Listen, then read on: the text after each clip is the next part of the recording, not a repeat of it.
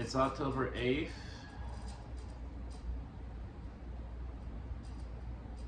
and this day, Jennifer's heart rate started to slow down. On the 7th, before I went to bed, it was like 140 something. Then the morning of the 8th, it was 120, in the 120s. Throughout the day, her breathing was a little bit more labored. She started using her accessory muscles, like her scalenes. You can see when she take a breath of it.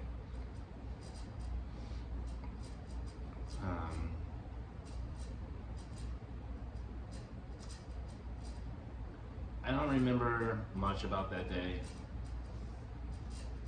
until the night. Sharon, Trista, your Aunt Katie was just like, we're having a girls' slumber party, no boys allowed.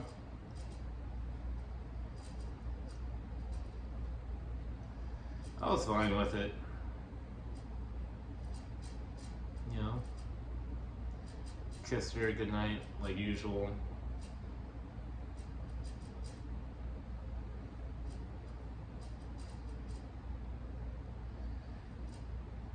Went to bed, laid in bed. My heart was racing. My heart was racing.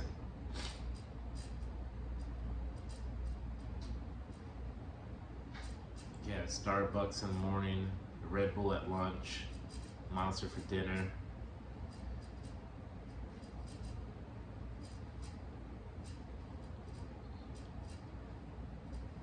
Heart was just racing, just laying there. I don't know if I went to bed or I just closed my eyes.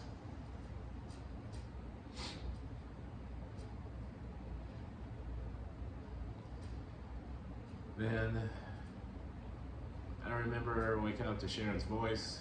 She's like, hey. She would wake Kevin up.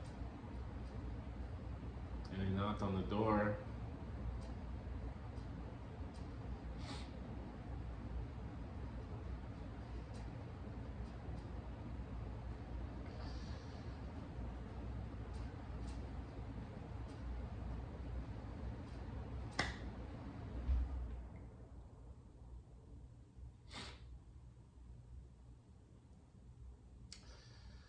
I went into the room.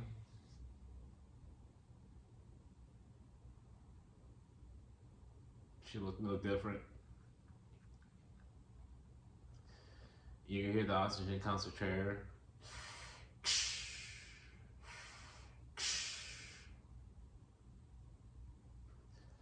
I put the pulse ox on her left hand. Nothing. Zero. Nothing. I took her pulse on her wrist. Nothing.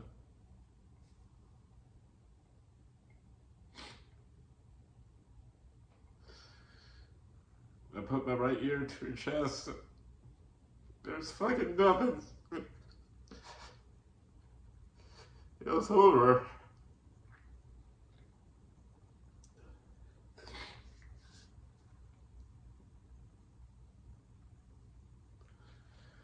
I held her hand. It wasn't as warm.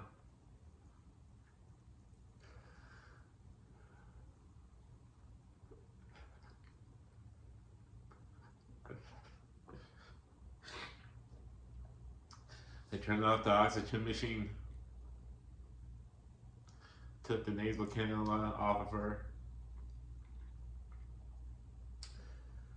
Her eyes weren't completely closed. I closed them.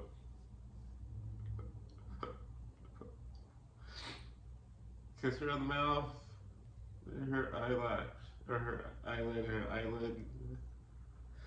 I told her good job.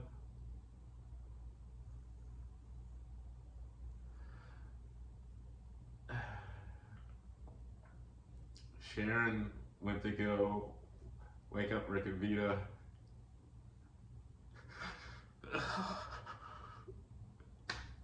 I just remember her parents' faces just walking down the hall.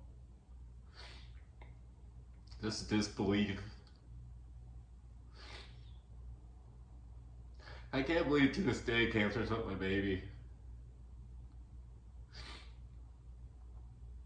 I remember the first Instagram video she sent me was of her.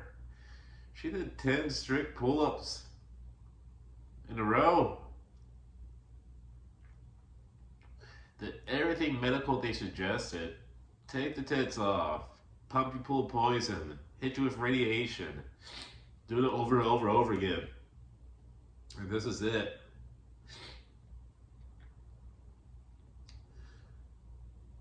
You know, I don't understand why she just couldn't be a cancer survivor and then died of some like dumb shit that would be easier for myself and probably everyone else involved. You know, like we'll be on a hike or she'll be hiking and she sees a mountain lion cub and she pets it and the mom mauls her to death. I'm like, that's a typical Jennifer move. She loves cats.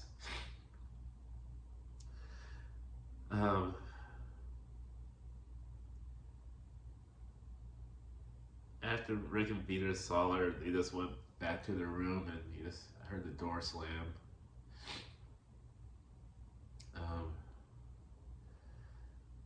Sharon called the hospice nurse.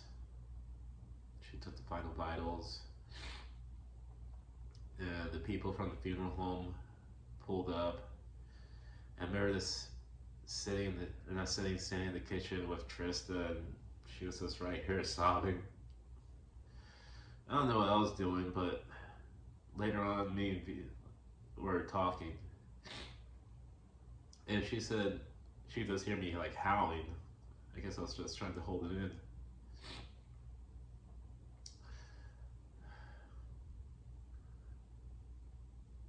I'm not sure where Sharon or Trista was at. I think Trista and I were still holding each other. And the hospice nurse got Jennifer dressed. And I also hate the fact that she had to pass in a fucking hospital bed.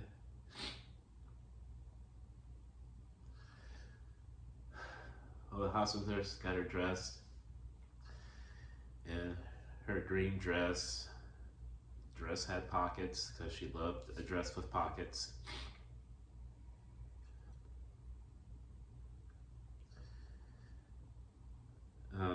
She came out to the kitchen and asked me if I wanted to see her again, which I didn't. But I knew how to do everything possible at the moment because there wouldn't be no other time. So I know this would be real because I didn't want to believe any of this bullshit. So I went back in. She's in her green dress. I grabbed her hand. It's cold. Not super cold, but just cold. A little stiff.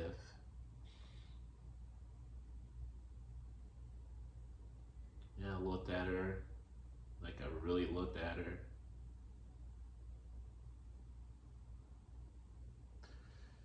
I really looked at her. Her color changed. A little dull, kind of grayish. Kissed her on the lips. And the other eye, I kissed her on the lips again. Then I had to walk out. The people from the funeral home came through.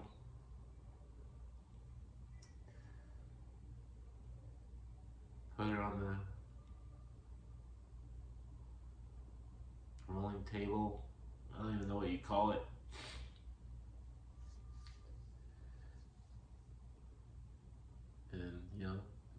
builder outside and I watched them put her in the little truck thing.